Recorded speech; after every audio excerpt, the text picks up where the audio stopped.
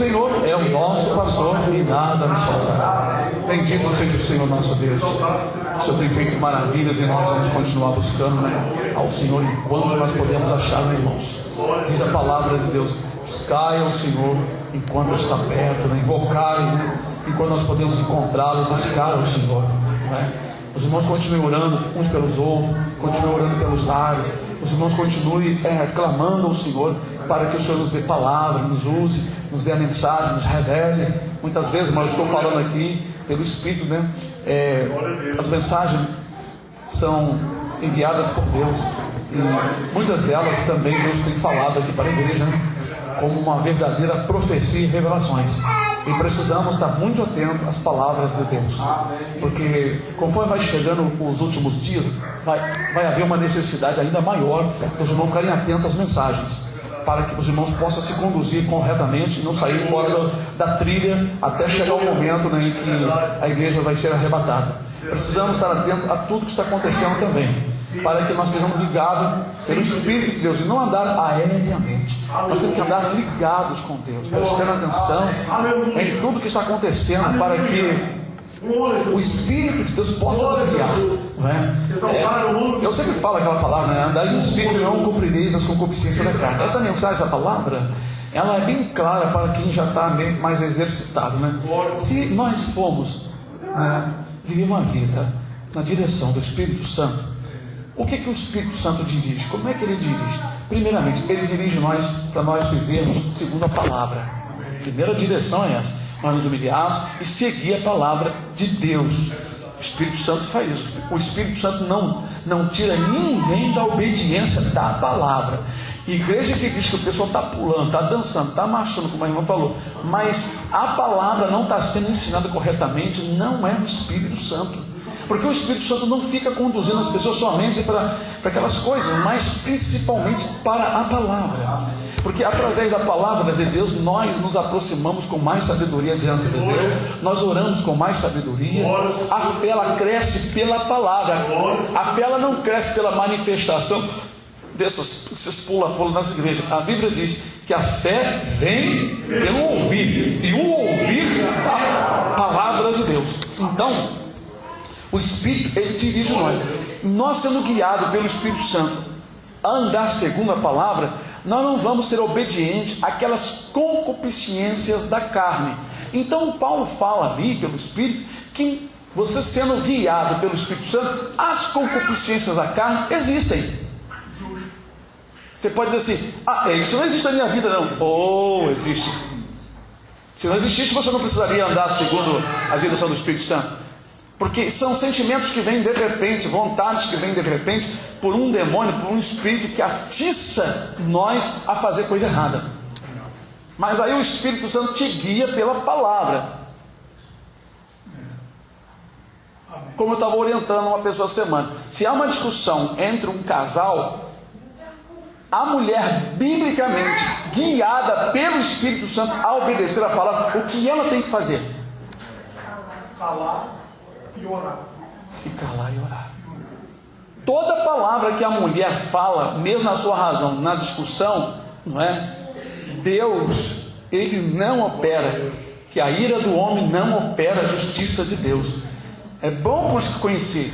Então, conhecendo a palavra, você está armado, mesmo sendo humilhado. Eu falei para a pessoa, mesmo você sendo chamada de cachorrinha, você diz assim: sim, Senhor. Mas geralmente a mulher não aceita a afronta do marido. Quando esse está ali enraivado e o espírito está ali, porque ela se sente no direito, por ser esposa, de bater boca. Então ela ganha diante de Deus. Aí é um momento difícil, porque a mulher, ela está hoje apoiada por um sistema que a lei apoia a mulher. A lei diz que a mulher tem direitos iguais, mas a Bíblia não diz isso. O direito igual que a Bíblia diz é a eternidade, a vida eterna, a presença do Senhor, o amor do Senhor. Mas conforme Deus estabeleceu lá em Gênesis, permanece: o teu desejo será para o teu marido e ele te dominará. Essa ordem vem de Deus. Então, quando a mulher de Deus não atenta para a palavra, e ela sofre, e ela chora, vai para a igreja pedir oração, e lá continua o problema, e quando o marido chega de novo, e ela blá, blá, blá, e começa o bate-boca, e ela sofre, e o marido não aguenta a mulher falando, dá uns tabefes na mulher, joga a mulher no chão, a mulher então vai para a polícia, vai fazer copo de delito, aí começa o problema.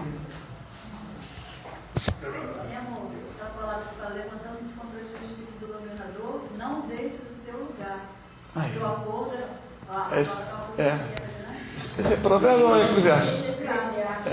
Pois é, levantando-se o espírito do governador. Esse governador pode ser qualquer um que estiver acima de você. Não deixe a sua posição, o seu lugar, não deixe a sua posição, fique ali na posição, porque saindo você da posição, o indivíduo que está com ira, ele não aceita nada. Ele pode estar naquele espírito de Eclesiastes, ao rei velho, que não se deixa de molestar. Ele não aceita nada. Então, a melhor coisa é o silêncio e oração. Silêncio e oração. Quando existe isso nas mulheres santas de Deus, elas vencem.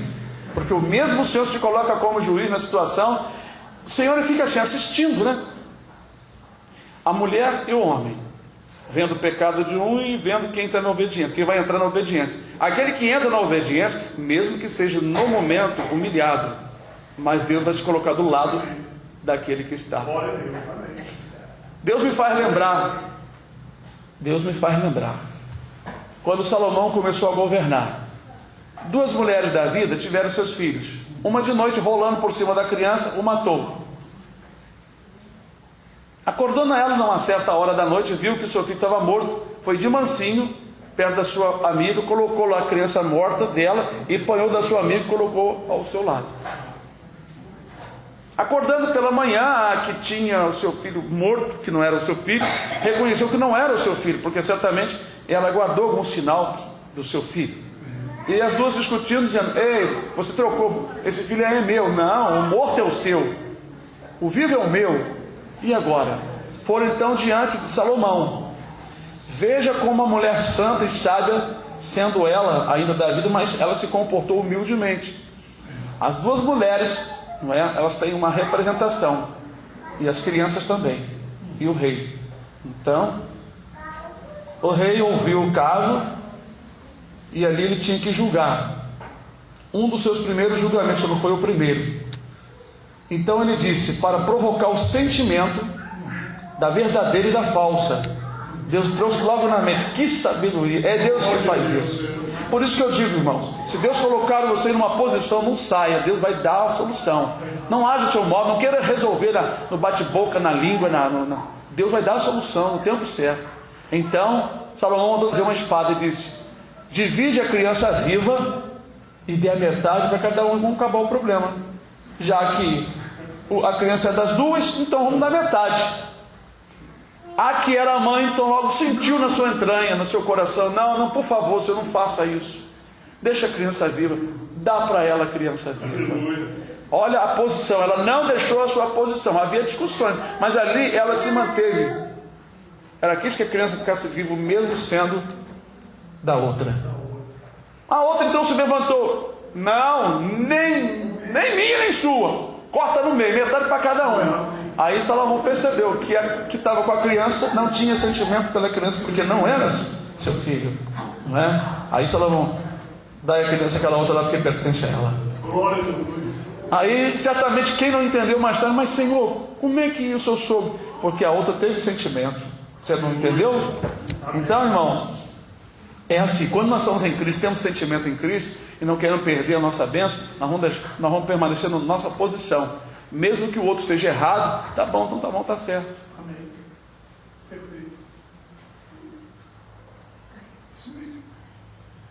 Jeremias, Deus me traz à mente outra passagem. Deus é muito bom. Eu estou falando algo porque certamente é pelo Espírito e está sendo profetizado dessa noite.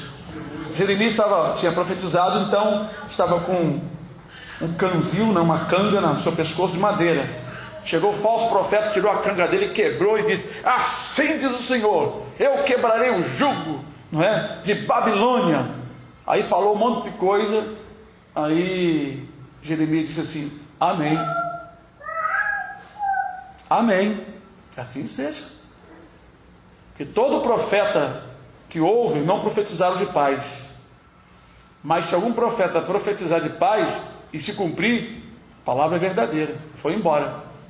Não discutiu. Rapaz, você está profetizando pelo diabo. Não sei o que lá. Deixa pra lá, irmão. Não vai discutir, não. Ele foi embora.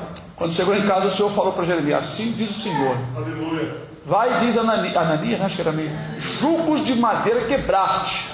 Agora tu vai fazer jogo de ferro, porque eu vou tornar mais duro o juízo. E neste ano, assim diz o Senhor, tu morrerás.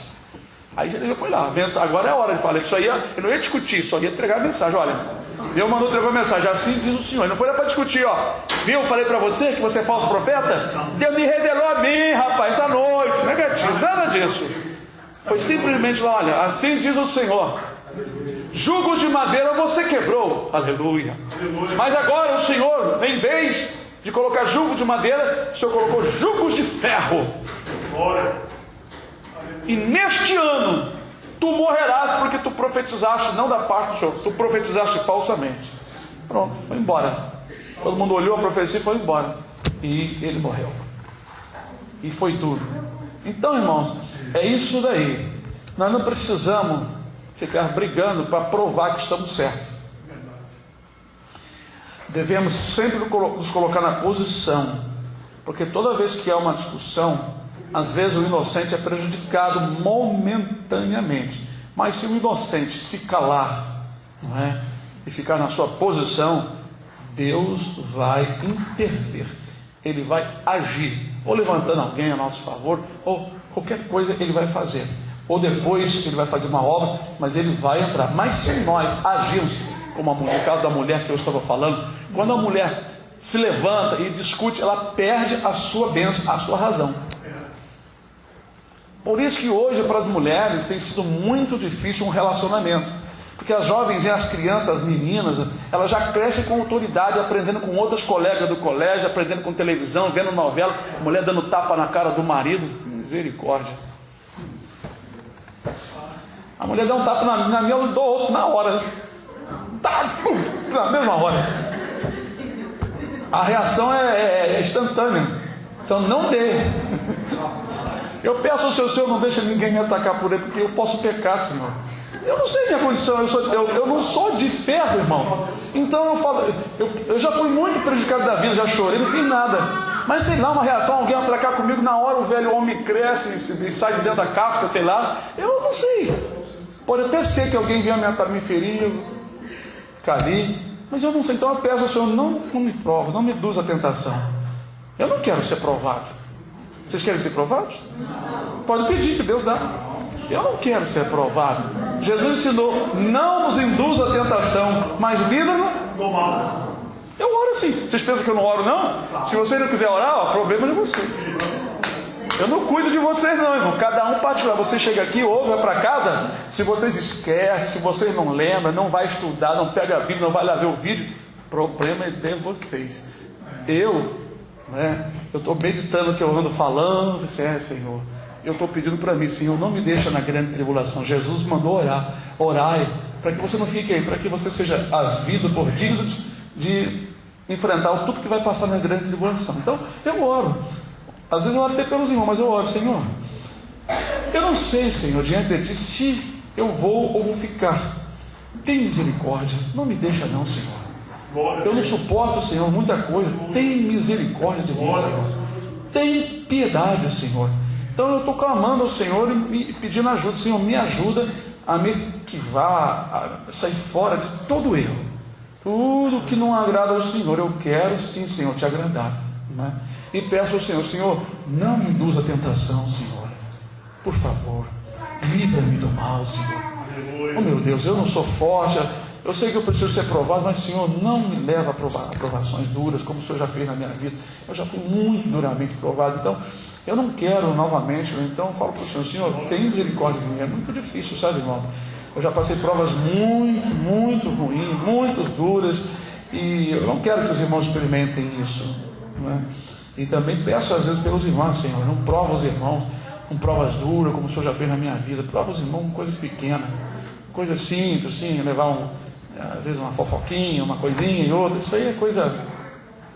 Mas tem irmão que fica todo desmaiado, né? Então eu penso, eu não provo os irmãos, né, com coisas grandiosas, porque realmente é muito difícil.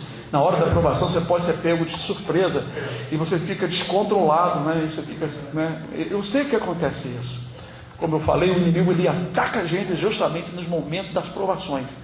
Olha, irmão, como o inimigo ataca na hora, porque é o momento que você está mais debilitado, você está mais ali chorando, precisando. Por que as pessoas vão ao suicídio? É porque os demônios ficam ali atazanando. Não tem jeito, não tem jeito. O único jeito é você descansar. Acaba com a sua vida, você descansa. Isso você não vai ouvir mais nada, ninguém vai ficar te cobrando mais nada. Você vai descansar. Quando ele der o último suspiro, os demônios.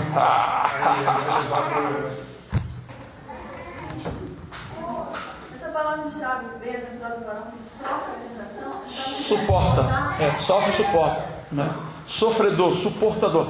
E sofre porque você está sofrendo ali, mas você está suportando, né? A palavra sofredor na Bíblia significa suportador, que ele está passando ali, mas está suportando. Então, sofre, bem-aventurado o varão que sofre a tentação, que depois de ser provado, né, ele receberá, né, a coroa da vida por causa disso, né, porque ele tem uma experiência agora. Eu sei que é necessário as provações, irmãos, como no colégio é necessário as provas. Nós sabemos isso pela natureza mesmo. É necessário passar pelo teste. Por exemplo, um carro, quando é fabricado, um carro novo, com um motor diferente, uma potência diferente, eles fazem, chama-se test drive, né? Então, eles fazem um teste experimentando todo o equipamento, né? O impacto, pneu, freios, um monte de coisa. Então, e eles depois do teste, eles vão ver o estrago, o que o carro suportou, não é? Tudo para avaliar a condição do carro. É a prova. Então, tem que acontecer, né? Nós somos testados e provados para nós mesmos verificar as debilidades que possam existir nos momentos das tentações. Enquanto o irmão chega aqui na frente e fala, nunca passou, em Jesus, provação não é lá no mundo não. Lá no mundo sempre foi castigo por causa do pecado. Provação é quando você está na presença de Deus e o Senhor vai te entregar uma prova para fazer. Não é? Aí é provação. Não é o sofrimento lá fora, é o sofrimento que a pessoa tem nos caminhos do Senhor. Geralmente, todo cristão que é chamado, né, para uma obra específica, ele passa por umas provações para ele se manter na presença do Senhor. Tem irmãos que Deus vai provando ele constantemente para ele não se desviar, para ele se manter buscando, orando, clamando, jejuando, humilhando-se, orando. Isso mantém às vezes as pessoas no caminho. Tem irmãos que depois de algumas provações ele procura se manter no caminho sem haver a necessidade de grandes provações. É aquele que a Bíblia fala, né? Irrepreensível. A pessoa irrepreensível é que se repreende a si mesmo. Ele vai se corrigindo. Fez a coisa errada, puxa, fiz uma coisa errada. Senhor, me perdoe, eu sei que eu errei. E eu não quero errar mais nessa situação. Você me ajuda, por favor. A pessoa vai se corrigindo. É uma pessoa irrepreensível. Ele tem a graça de Deus de se corrigir. E se corrigindo. Né? E tem aquele que eu falei com os irmãos, como o apóstolo Paulo tem um ímpeto para pregar e para ir a qualquer lugar, então tem que manter ele mais ou menos assim no freio, para ele não fazer todas as coisas que quer, mas aquilo que Deus quer. Amém. Eu estou falando com palavras mais claras, né, o que alguns falaram, como no Salmo: não sejais como o cavalo que precisa de um cabresto. Olha só como é que Deus me traz à mente. Essa palavra é justamente o que eu estou falando, ela se encaixa perfeitamente no que eu estou falando para os irmãos. Se você tem uma vida desenfreada em algum ponto de vista, Deus vai colocar um freio. O freio pode ser uma enfermidade, uma situação que se levante. Isso ele faz para o cristão, aquele que vai herdar a vida eterna.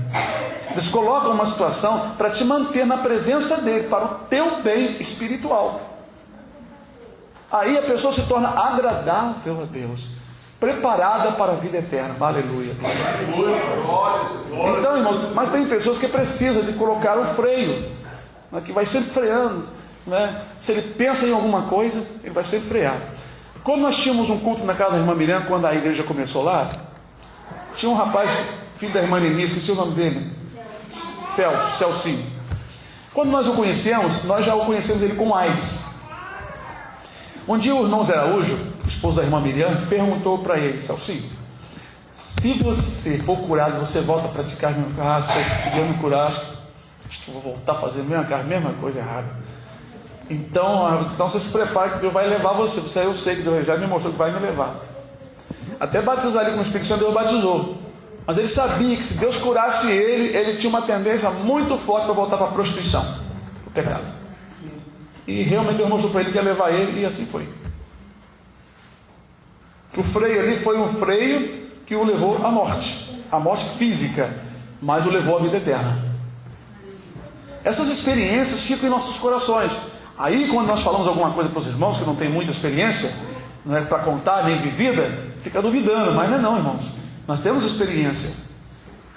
E essas experiências nos faz falar com muita certeza de qualquer pendência que os irmãos tiverem, e os irmãos não se corrigirem, o mesmo Senhor, por amor a vocês, Ele vai colocar um freio, Ele vai colocar uma situação na vida de vocês. Então, é sabedoria vinda de Deus você começar a se corrigir. Amém. Não é porque você tem que obedecer ao pastor ou o sistema de uma igreja, é porque você agora conhece a palavra. E a palavra diz que você não ser mais assim. Porque se você for assim no finalzinho da sua vida, Ele vai botar você estendido na horizontal. Vai tirar você da vertical e vai botar você na horizontal. Para o seu bem. Então, se você quer ter a vida boa, amar a vida, guarda sua língua do mal, não é? Procura ouvir a voz do Espírito, como de lá em Jó. Se o justo começa a desviar, vamos dar uma olhadinha naquela passagem. É muito interessante isso. Eu acho maravilhoso essas coisas, porque, irmão, é um ensinamento para mim. Eu gosto muito desse ensinamento. Eu ia falar, como é que é o nome? Modo de viver, não. Preceitos de vida. Preceito, né? Regulamento para você viver. Né? Lá no livro de Jó, 30 e alguma coisa. 36, sei lá. Vamos achar rapidinho. É muito maravilhoso, irmãos, porque é um ensinamento amplo para nós. É 36, não é? Vou ler do versículo 5 em diante.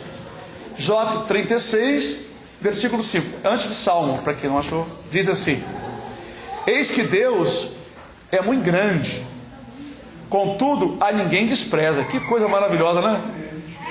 Irmão, Deus é gigante. Eu digo gigante em tamanho, em poder, em tudo, tá?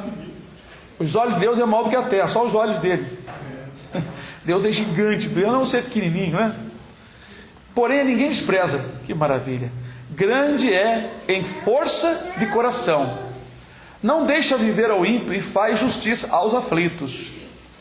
Dos justos não tira os seus olhos. Antes, com os reis no trono, os assenta para sempre, e assim são exaltados. E se os justos, aqui é o português que prossegue, está se referindo ao versículo anterior. E se estão presos, aqui está falando do justo. E se os justos, né, estiverem presos em grilhões e amarrados com corda de aflição. Por quê? Porque justos presos em grilhões e amarrados em corda de aflição. Então, lhes faz saber, quer dizer, Deus faz saber ao justo a obra deles e as suas transgressões, porquanto prevaleceram nelas. Vou dar uma paradinha aqui no versículo 9. Vou explicar aqui esse pedacinho. Então, irmão, Ele não tira os olhos dos justos, faz justiça aos aflitos. Mas se os justos estão amarrados em grilhões e em corda de aflição, o Senhor faz eles saberem os seus pecados, que prosperaram. Porque tem gente aí pecando, irmão, e não está acontecendo nada. Então a pessoa, por isso que ele fala aqui, prosperaram nos erros. Aqui, ó, porquanto prevaleceram nelas. Prevalecer é prosperar nos erros. Prevaleceram nos seus pecados. Entenderam ou não entenderam? Então, Por quê? Deus dá um tempo, deixa a pessoa pecar, a pessoa vai pecando, aí a pessoa tem uma ideia de que Deus está com ele, de que Deus está sendo passivo, de que Deus está passando a mão na situação, de que Deus está me abençoando, Deus está me abençoando, não preciso nada disso.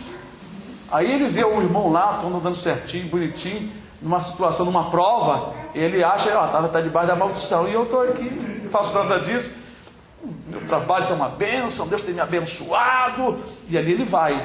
Mas isso tem um tempo, o tempo da transgressão, o tempo em que Deus chega para corrigir. Por isso que tem muitos crentes que o Senhor não está corrigindo, porque está preservando-os para a grande tribulação, que será uma coisa terrível. E eles não têm essa sabedoria, porque não estudam as Escrituras. Aí o diabo cega essas pessoas, levando-as a acreditar. Olha, eu tenho falado, por exemplo, irmão, cuidado com televisão, cuidado. Irmão, não acredite que Deus está relevando. Simplesmente a surpresa vai acontecer. Tira os olhos da televisão, afasta a televisão de diante de ti. Por quê? Você vai chorar terrivelmente. Deus está quietinho. Quando Deus começa a ficar quieto, se Ele tem revelado a muitos irmãos, não fala para mim. Se não fala para mim, por que não quer falar para mim? Ele já está dando a mensagem, o atalaia já tocou a trombeta, agora quer que ele venha diretamente falar comigo? Eu vou tentar o Senhor? Eu estou ouvindo a voz do Espírito? Não é? Então vamos lá. Versículo. Então lhe faz saber a obra deles e as suas transgressões por quanto prevaleceram nelas, e revela isso aos seus ouvidos, para seu ensino, e lhes diz que se convertam da maldade. Aqui está falando para o justo se converter. Eu já sou convertido a Jesus, eu já aceitei Jesus. Rapaz, tem muito que se converter. Está vendo, irmão, como é que o justo tem que se converter? Se o justo erra, ele tem que se converter de novo. Mas eu sou convertido. Você é convertido, mas o pecado seu mostra que você não está convertido, você está transgredindo. Até palavrão você acabou de falar. Você tem que se converter, tem que arrancar isso da sua vida. Senão, você vai ser passado ao fio da espada. Agora vem uma condição: se o ouvirem, quer dizer, se o justo ouvirem a repreensão de Deus e o servirem, duas coisas, hein? Não adianta só ouvir não, hein? Porque a pessoa ouve, mas não põe em prática. Tem que servir a Deus. Se o ouvirem e o servirem, acabarão seus dias em bem, e os seus anos em delícia. Como pode, estamos vendo o crente terminando seus dias em amargura, em tribulação, em doença? Tem coisa errada. Qual é o meu diagnóstico? Eu sou apenas um pequeno enfermeiro. Olha, eu dou uma olhadinha e vejo que não está de acordo com a palavra, não. Tem coisa errada. A pessoa tem prosperado no erro, tem ouvido a repreensão, mas não quer servir. Então tem coisa que está errada. É isso, por isso que eu estou sempre ensinando para os irmãos a mensagem da libertação, que envolve a humildade, a obediência, aceitar o que Deus nos ensina. Ele é Deus, criou todas as coisas no seu devido lugar. O homem saiu da sua posição. Agora, para o homem se encontrar numa posição mais agradável a Deus, o Senhor o mesmo criou então leis e mandamentos para que a vida do ser humano fosse mais agradável a ele, e o ser humano pudesse gozar mais a vida e terminar os seus dias em delícias.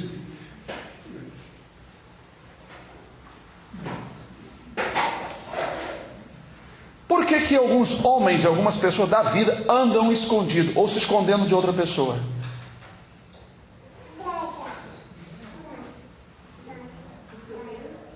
Por que algumas pessoas, homens e mulheres, incluindo todos, né? Alguns, né? Andam escondendo-se de outras pessoas?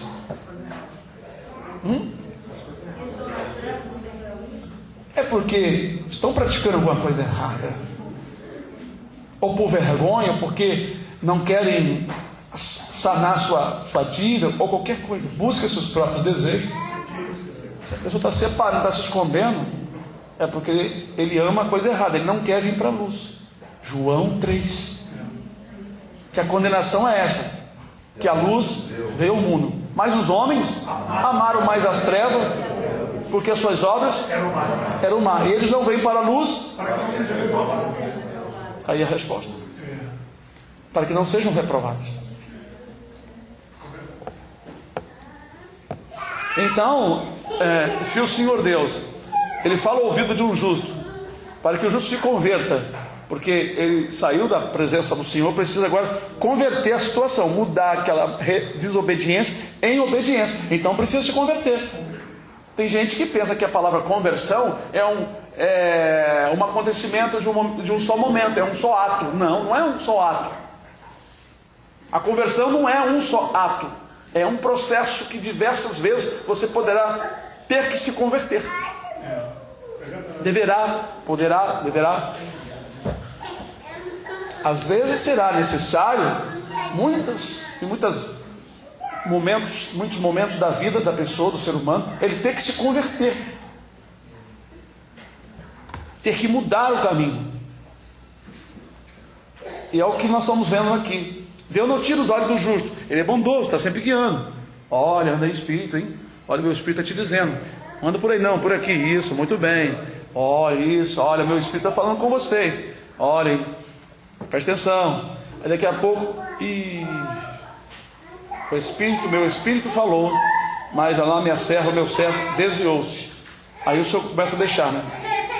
Aí pratica um pecado aqui, um pecado ali, outro pecado, continua virando as costas para o Senhor, e o inimigo, já começa a aparecer o inimigo. Ó Deus, teu filho justo desviou, eu tenho que assolar. Ele reivindica também o direito dele de assolar, e o Senhor não pode proteger tanto.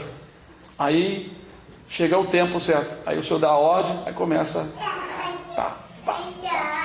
Deus me traz à memória aquela passagem que Jesus disse: quando tu fores aos altares, lembrando que o teu irmão tem alguma coisa contra você, não é você contra o irmão não, o seu irmão tem algo contra ti, ele, deixa sua oferta aqui, não apresenta nada, vai lá primeiro fazer um concerto com o teu irmão, para que porventura no caminho teu irmão não te entregue ao juiz, e o juiz te entregue aos meirinhos, e ali tu ficará na prisão até que pague.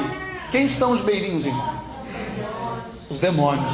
Essa passagem os católicos interpretaram que os meirinhos eram o inferno, que a pessoa ia para o inferno, lá para o purgatório, passava um tempo lá, depois saía dali, porque Jesus disse: e seja entregue aos meirinhos, não é? E ali tu só vai sair dali quando pagar o último centavo. Então ele dá uma dica que a pessoa vai sair da mão dos meirinhos. Então os católicos interpretavam que esse lugar seria o purgatório, suposto purgatório, que lá tem os meirinhos, que são os demônios que castigam as pessoas. Quando a pessoa pagar o último centavo ali, então ele saía dali. Essa é a ideia antiga dos católicos, que alguns até acreditam nisso. Mas Jesus não estava falando do inferno e do purgatório, porque pegando esta passagem com a passagem de provérbio diz: o justo é punido na terra. Então, se você é justo e alguém que teve uma coisa contra ti, porque vocês entraram numa situação em que você deixou o outro ofendido, ou qualquer situação como dívida, e ele tem algo contra você, e ele te entregou a Deus, e você não quer realmente dar ouvido à voz de Deus, Deus vai te entregar na mão dos demônios. Deus vai me entregar? Vai. E por um tempo os demônios vão te afligir. Vão te afligir até que Deus veja que basta. Nós temos um caso que veio na minha memória. Paulo, sabendo que lá em Corinto houve uma situação. Um homem casado com a sua esposa, tendo um filho já grande em casa, esse filho deitou com a esposa, aquele que não era sua mãe. E ninguém fez nada. Então Paulo escreveu uma carta e disse: irmão, ainda que ausente no corpo, mas presente em espírito, eu junto o meu espírito com o vosso espírito, que o tal homem que praticou essa coisa seja entregue a Satanás. E foi entregue. Ele foi assolado, chegou a quase desesperar da vida. Olha, foi uma coisa tremenda, hein? Foi uma coisa tremenda. Depois, passado um tempo, Quando foi, Deus achou também, e os apóstolos sentiram que já era suficiente, irmão, os apóstolos não aplicaram o castigo igual a igreja católica acha que tem que aplicar o castigo. Tem que ter um quarto aqui com chicote aqui, irmão, sua vez. Aí se quiser fugir, tem uns guardas, um monte de guarda. No templo de Jerusalém era assim, tinha lá os guardas. Quem prendeu Jesus foi quem? Foi os guardas do templo, não foi guarda de romano não. Cuidado se você não pregar errado. Quem foi lá prender lá foi os guardas do templo, armado. E não tinha como escapar não, irmão. E Jesus levou o bofetado lá no meio da bofetada santa, né? Santa do inferno. Lá dentro, na mão deles. E os católicos também seguiram essa linha de raciocínio. Lá dentro, no meio da... Não sei se hoje ainda existe, mas tinha lugar para a pessoa se flagelar, os padres se flagelar. Lá tinha todo tipo de chicote, para você se bater e se flagelar. E às vezes era ordenado se flagelar. Ou então quando não era surrado, né? Em outro lugar, em masmorras, como nós descobrimos e temos ouvido testemunhos de ex-freiras, ex-padres, né? Eles fazendo muita maldade com as pessoas, além de matar queimado. Olha só o que a igreja fazia. A igreja achava que ela podia eliminar o pecador, eliminar o herege. Jesus não ensinou isso. O Filho do Homem não veio para destruir as almas. Eu não sei que ideia católica é essa, maligna, do inferno, que imperou com Satanás como cabeça na igreja católica. Às vezes dá até raiva de ver sinceramente, dá ódio de ouvir esses testemunhos, ou então de ouvir esses relatos. Que coisa maligna, em nome de Deus. Em nome de Deus mataram, fizeram maldade, atrocidade, adulteraram, roubaram, enriqueceram, como hoje está aí. Então Paulo depois escreveu, voltando ao assunto do homem que transgrediu, lá em Corinto, Paulo escreveu uma outra carta para receber o tal, não com sombra de dúvida, para que ele não fosse devorado de demasiada tristeza. Coro. Então, irmãos, o ensino é bíblico, coisa que a maioria das igrejas não ensina. Como a irmã veio aí da igreja onde ela frequentava, é mais festinha, e fica só iludindo o povo com festinha. Aqui não, eu falo essas verdades. Deus é muito bom. Parece uma coisa, uma doutrina forte, não parece? Mas talvez para alguns seja assim, muito duro. Mas eu não vejo esse lado difícil. Por quê? Porque eu não estou na rebeldia. Eu vejo o lado bom. Deus não tira os olhos do justo.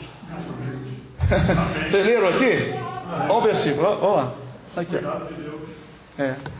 O versículo que eu li foi o 5. Eis que Deus é muito grande, contudo a ninguém despreza. Olha só, a ninguém despreza. Grande é em força de coração, não deixa viver o ímpio, e faz justiça aos aflitos. Dos justos, versículo 7, não tira os seus olhos. Antes, olha o que ele faz com o justo: com os reis no trono os assenta para sempre, e assim são exaltados. Glória a Deus. Viu?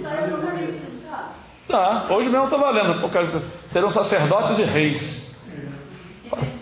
Aquele que vencer. Irmão, quando a pessoa é justa, Deus tem prazer, Deus tem alegria, Deus tem gozo. E Ele é um Deus, Ele é gigantesco, Ele não tem palavra, Ele é enorme, não tem como medir. Deus é enorme, em força, em poder e tamanho. Salomão diz que a terra é apenas um banquinho do pé de Deus. Imagina o tamanho do pé de Deus. Eu estava vendo a reportagem e encontraram um pé com 1,20 m. 1,20 m, pé de um gigante, 1,20 m. Crustado assim, né? Falei, meu Deus, que tamanho que era esse homem, uns 8 metros de altura.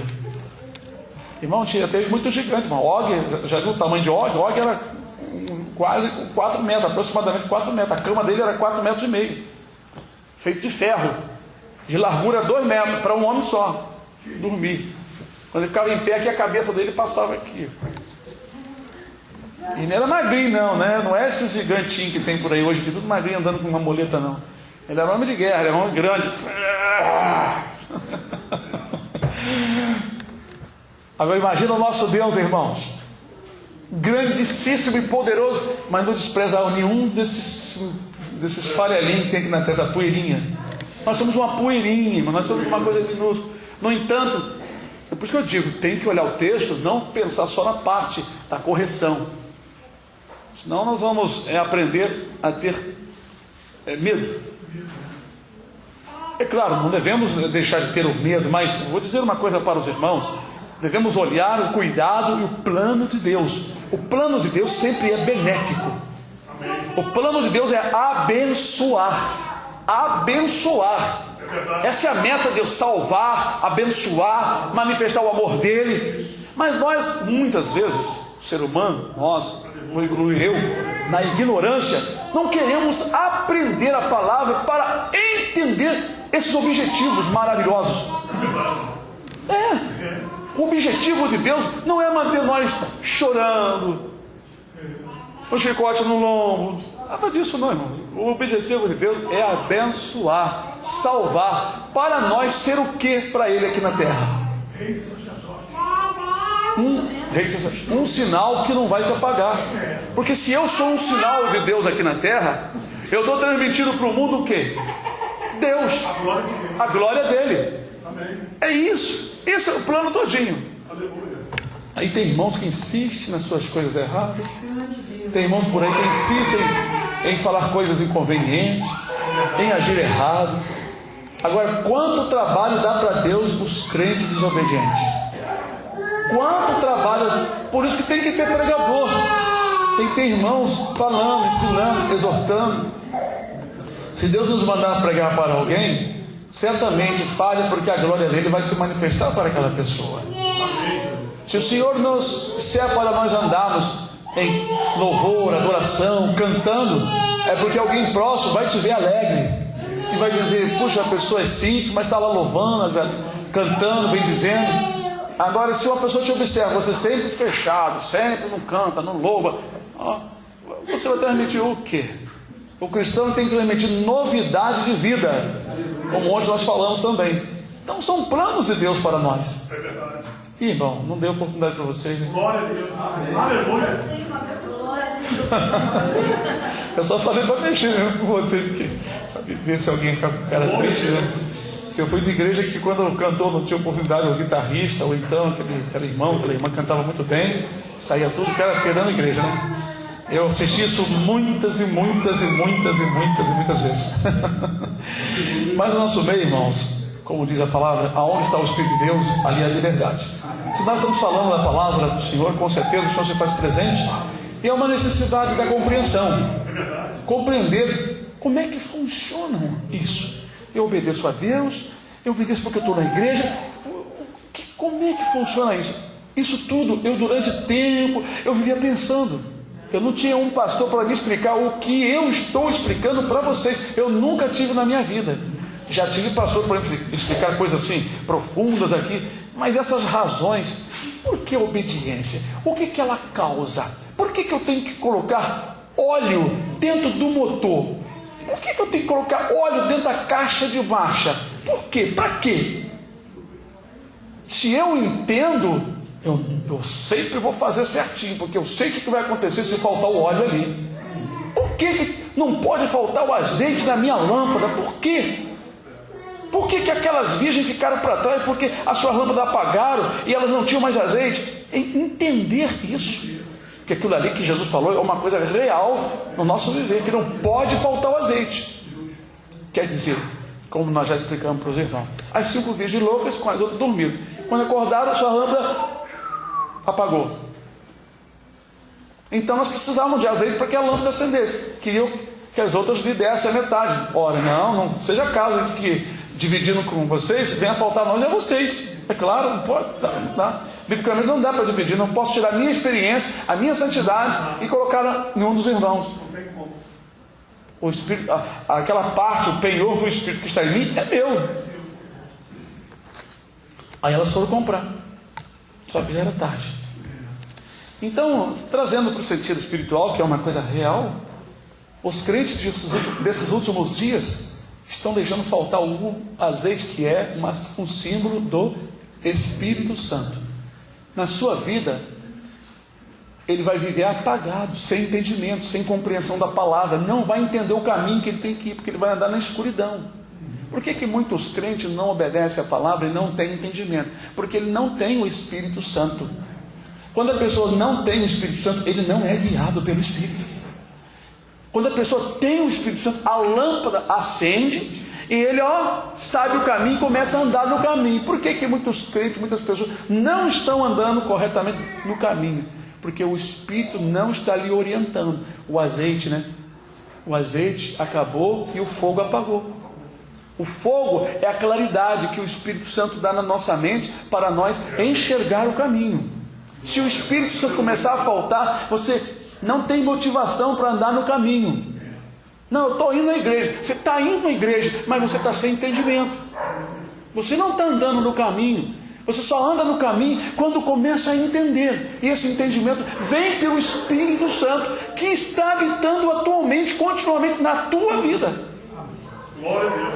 Até hoje eu tenho dado testemunho da irmã Simone, porque não é pelo fato dela ser nova aqui e tem falado com graça aqui diante de nós. É porque nós observamos, glória a Deus, que o Espírito Santo acendeu na sua vida, acendeu o seu entendimento, porque ela entendeu quando ela estava. Deus fez uma coisa linda, maravilhosa. Colocou uma senhora no seu lado, que não é crente, mas estava com a roupa mais adequada. E as duas saíram. Em determinado lugar chegou alguém para a outra pessoa e disse: Paz do Senhor. E para ela, nada. Falei, poxa, eu não recebi a bênção. A outra que nem crente recebeu a bênção da paz. Aí, isso é o Espírito trabalhando, dando entendimento. Aí quando ela resolveu, né, colocar uma roupa adequada, estando ela em determinado lugar, passou um servo de Deus, né? Paz do Senhor Jesus, irmã. Glória a Deus. Aí logo veio o entendimento. Tem que ter diferença em todo sentido. Eu tenho que ser santo em toda a minha maneira de viver. Eu não posso na igreja ir com a roupa, uma saia aqui abençoada, e dentro de casa eu estou de mini saia aparecendo. Tu não pode. O irmão está na igreja aqui com uma calça aqui, e em casa está com bermuda, sem camisa. Isso não existe. Eu tenho que entender que diante do anjo eu tenho que andar corretamente. Diante do anjo do Senhor. Porque se ele acampa ao meu redor, ele está ao meu redor. E se ele está ao meu redor, eu o respeito, como ele me respeita. O anjo do Senhor, eles nos amam e nós os amamos também, porque todos eles estão em Deus, estão em Jesus. E eles, quando estão ao nosso lado, eles estão vestidos. Você nunca vai ver anjo com a camisa aqui, ou uma muito forte, ou de bermuda. Quem é você? Eu sou o anjo do Senhor, de bermuda. Nunca. Você nunca vai ver. Se aparecer, pode repreender. Não é o anjo do Senhor. Não é o anjo do Senhor. Não é? O irmão Edson disse que alguém contou para ele. Acho que é um pastor que queria arrastar vocês para lá, aquele que dormia de bermuda. Aí não tem nada a ver, que não tem nada a ver, que não tem nada a ver, igual muitos irmãos ficam falando. Aí sonhou que chegou um anjo dentro do quarto dele assim. Aí o anjo, quando chegou perto da cama dele, o anjo fez isso. Tirou a mão e voltou e subiu. É mesmo, irmão. A pessoa não acredita. Não tem nada a ver. Não tem nada a ver. Não tem nada a ver para você. Mas para Deus, tudo que Ele ensina tem importância. Por mínima que seja. Porque às vezes as pessoas não têm visão da verdade. Não conseguem testificar. Porque quem pode testificar da verdade? Só quem anda na verdade. Quem não anda na verdade não consegue testificar. Quem não tem visão da verdade vai testificar o quê? O que você está vendo escuro? Rapaz, olha, sinceramente, nem o muro da casa eu estou vendo. Estou vendo o carro do irmão também branco ali. Está no escuro. Mas se a luz acende para mim, o que você está vendo? Olha, eu estou vendo ali um muro pintado de tal cor, é bem alto, e o carro do irmão ali com letreiro assim acima. Porque a luz acendeu. Então a minha visão é ampla. Por isso que o Espírito Santo, ele é o responsável de nos guiar pelo caminho, revelar, abrir a nossa mente. Eu não devo entristecê-lo. Se eu entristecer, já viu, né? Vou ficar apagado, no escuro. Se ele sair, se retirar, eu vou andar no escuro, igual as 5 virgens loucas. Quando o azeite acabou, o fogo acabou. E o fogo acabando, elas não viram mais nada. Elas não podiam andar na lâmpada das outras, porque cada um tem que ter sua lâmpada no caminho. Deus então nos dá esse entendimento para nós valorizarmos que é importante, irmãos, a nossa vida de santidade. Eu vou dizer para vocês que é importante. Irmãos, eu deixei de andar de camisa de manga curta, né? Priscila tinha, eu acho que, não sei, 5 anos. Foi naquela época. Tem quase 30 anos. Aí um dia eu estava em casa, eu já estava usando as camisas, mas um dia eu não tinha uma camisa, eu botei umazinha aqui. Olha só, hein? O cuidado. E eu não ordeno ninguém a fazer isso, porque eu creio na palavra de Deus. Então naquele dia deu um sono em mim e na Priscila, ela era pequenininha, nós fomos dormir. Eu já contei também isso para vocês. Só aí que chegou um varão na minha casa, sentou na mesa, ela tinha uma mesa, na verdade nem tinha essa mesa, mas tinha uma mesa grande. E eu também sentei com meus braços de fora, né? Eu estava lá todo prosa, né? Assim, né? A gente faz isso, a mesa era alta. Aí tinha, não sei se a Priscila estava também, e o homem vestido, santo, em santidade. Ele fez uma pergunta serena para mim e disse assim: você não é um cristão? Eu falei sim, sou. E por que você está com essa roupa? Com essa camisa? Aí eu botei a camisa debaixo da... Fiquei assim, sem graça, e acordei assim. Acordei sentindo assim, faltando algo. Me sentindo nu. Me sentindo nu. 2 experiências. Uma quando eu andava sem camisa, ainda tinha 16 anos, quase 17 anos. Né? Naquela vez eu praticava esporte, eu estava praticando esporte sem camisa, né? Peito de fora, e, né, todo fortinho, hein? E veio a mocidade lá conversar comigo, né? Irmão Divaldo, você quer? Vai ter um culto não sei o quê, tá. Aí naquela hora que eu estava conversando, me veio uma vergonha tão grande que eu fiquei assim conversando com ela assim, querendo que ela fosse embora para eu entrar e botar uma camisa. A minha ansiedade era tão grande que ela fosse embora, eu senti uma vergonha, não entendi na hora, mas eu senti uma vergonha e fui para dentro de casa e coloquei essa tal camisa de manga curta na época, que era uma xadrez verdezinha, xadrez que eu gostava muito, não é? Ela durou bastante tempo. Então durante um bom período, a minha roupa era aqui, para a igreja eu tinha as camisas de manga comprida que eu já ia para a igreja, era algo natural, não sei porquê. Não comprava calça jeans, minhas calças só calças de brim ou outro tecido, não sei porquê. Hoje eu sei, mas naquela época eu não sabia porquê. Então, irmãos, quando aconteceu esse outro lance, que eu já comecei a colocar as camisas aqui, que Deus revelou, mostrou, e eu coloquei essa outra xadrez que eu tinha, e houve essa visão que eu tive no sonho à tarde. Dali em diante, eu nunca mais, eu entendi que realmente eu iria me sentir nu, não todo coberto, pelo nível e grau da santidade que Deus queria na minha vida. Porque conforme você vai sentindo Deus se aproximando de você, a Bíblia diz: chegai-vos a Deus, e Ele chegará a vós. É nas palavras, é brincadeira, chocarrice, envolvimento com coisa errada, coisa que não agrada ao Senhor. Porque realmente para você receber mais do Senhor, entender, você vai se aproximando, não só nas roupas não, mas é no seu linguajar, no seu trato, nos negócios, não ficar devendo nada a ninguém, não falar coisa inconveniente, não ficar rebaixando ninguém com gracejos, com palavras que não agrada ao Senhor, não é? Não ficar escarnecendo, roda de escarnecedor entre os irmãos, tem irmão que tem rodinha de escarnecedor, não é? De fofoca e dando conselho que não presta, insinuando coisa errada como tem acontecido. Então sai fora desse meio todinho, porque você é consagrado, você é sagrado a Deus. Como eu estava falando ontem, não existe culto de consagração. Isso aí foi coisa que a igreja criou. Não existe culto, biblicamente não existe culto de consagração. Vou fazer uma consagração hoje. Isso não existe. Nós somos consagrados. O que existe é você. Hoje você vai jejuar o Senhor. Você vai fazer um período de oração por um propósito em jejum e oração. Mas não quer dizer que por causa do que você está jejuando e está orando, você está consagrado. Você já é consagrado a partir do momento que você entra na obediência ao Senhor. Mas se desviar da palavra, a consagração acaba na sua vida. Eu sou consagrado ao Senhor, fui consagrado ao Senhor. Não é? Então, isso é muito importante, nós já chegarmos ao Senhor na obediência, no entendimento, para aprendermos melhor as coisas do Senhor. Vamos louvar o Senhor? Amém. Hoje vocês tiveram, todo mundo teve oportunidade hoje, né, irmãos?